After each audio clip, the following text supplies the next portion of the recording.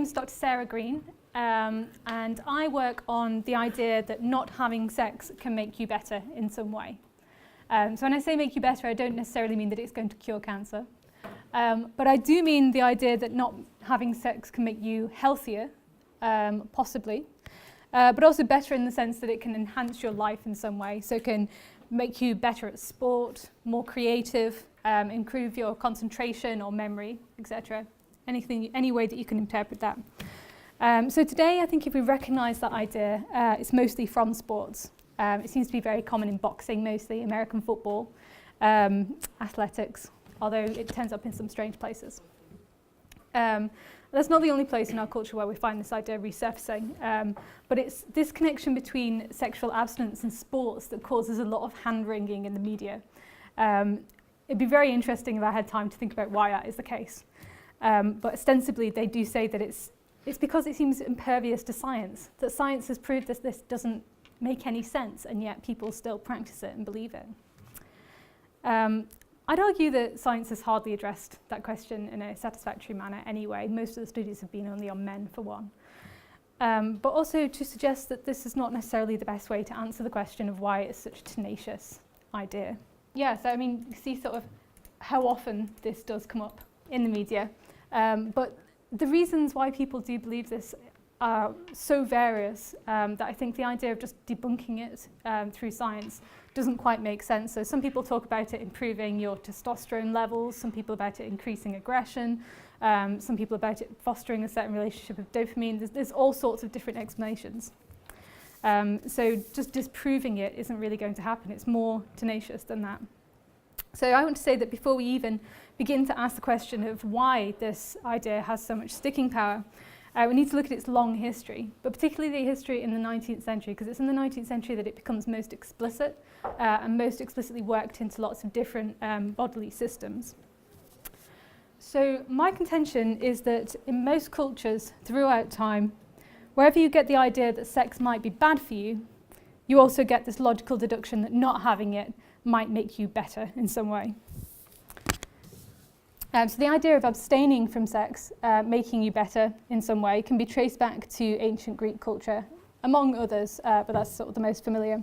So a lot of people seem to know the example of Greek athletes not having sex before the Olympic Games. But also in Greek medicine, all public men would expect to be recommended to practice this kind of regulation. So this is men for whom more than ordinary existence was expected, men for whom some kind of extraordinary performance in day-to-day life was expected. So whether that's sporting, philosophical, artistic, or just the day-to-day upholding of society's values, which is represented as something that would take extraordinary discipline and effort.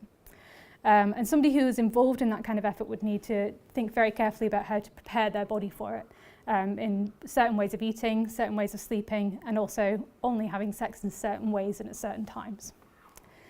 And obviously no such effort was expected of women. So when this is physiologically justified, it's usually through semen. So they talk about semen being a precious substance that is strengthening and health-giving, and that a man needs it for his body in order to make that extra effort. And very literally, they thought that it was reabsorbed into the blood and would circulate, because they thought that it came from the blood in the first place. It was made from the blood. And it would recirculate around your system and nourish all parts of the body. This is a lovely image. So without going into too much detail, this idea does survive into the Victorian period, though I think it's really important that it survives the literal belief that the preciousness of semen as a fluid, the idea that not having sex can be beneficial, certainly survives this belief that it's reabsorbed into the blood, although you still get people claiming that today. So not mainstream medicine by any means, but it's something that just keeps coming back. And needless to say, the Victorians were persuaded that sex is bad for you. But aside from the morality of this or the social effects of sex, they believed that it was bad for you because they believed that it damaged your body. And this is because of how they thought about health in general.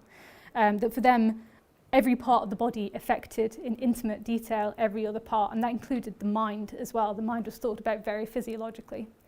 So it's all part of one holistic system, and what happens in one part can very easily affect others.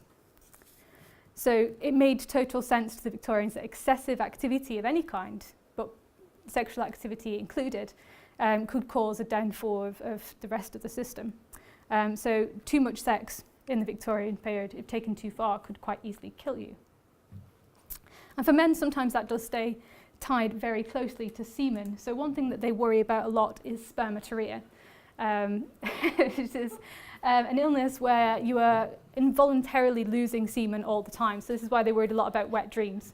That this is something, because they think that semen is something that is hard to replace. So even if they don't believe that it's been reabsorbed into the body, they worry about the fact that it takes so much energy to replace this bodily fluid. So that means that there's no energy left over for anything else. So you can't digest your food, you can't think, you can't do anything, and eventually your body wastes away and dies. And so these are some of the devices that would be used to try and prevent that loss. So this is something that you would wear during the night, so that if you got an erection during the night, you would be gently woken. But arguments that sexual excess was bad for you sometimes escape semen altogether. They talk about it just being a general sort of lack of energy. Sometimes about the shocks that it would give to the body, so that orgasm or repeated orgasm, sometimes even just not that many orgasms, could cause a shock to the spinal cord that could then affect the whole body through the nervous system and the mind. So then it can be applied to women in the same way that it can be applied to men. So when it came to asking about whether sexual abstention could be good for you, they were generally answering yes, it could, but giving a wide range of reasons for this. So you've got William Acton, who's a doctor, functions and disorders of the reproductive organs, talking about this idea of semen being reabsorbed into the circulation. He himself didn't believe that, he just said that there are people who did. But he talks about it being something that would take so much energy to replace.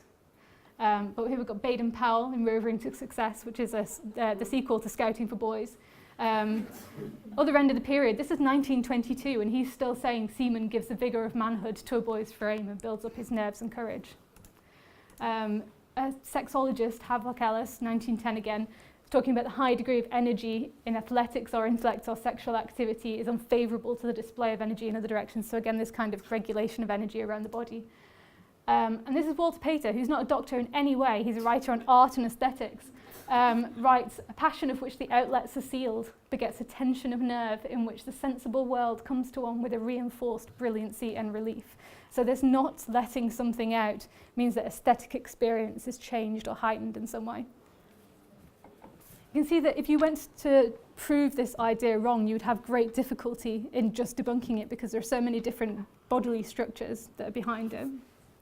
And I'd like to argue that something similar is going on in our own culture, that despite our relative investment in sexuality,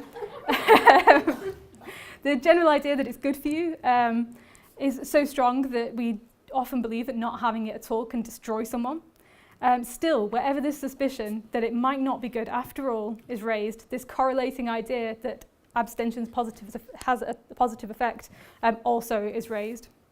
So a more interesting idea than sport, more interesting area, perhaps, where it's emerged recently is the culture surrounding pornography addiction. So this is the belief that constant masturbation to pornography is causing all sorts of problems. And some of those are social, so people involved in these communities for recovery from this worry about isolation, but also the lack of respect for other people that they think that this addiction is fostering. But they also talk about physiological problems, that it interrupts the regulation of hormones in the brain. And as part of this, they recommend periods of total abstinence that many people believe will give them positive effects that they call superpowers. So confidence boost, increased sexual interest from others, but also creative mojo. You know, this idea that it's going to make you better, somehow more creative. And yeah, be less socially anxious and all sorts of interesting things. So the appearance of this idea in our own culture, I think, may be a prompt for us to look at how our culture's attitude to sex is starting to change and question why these concerns are surfacing rather than just simply why these people can't be persuaded out of what seems like an unscientific and technically irrational idea. Thank you very much. Oh, and sorry, I've got a few more.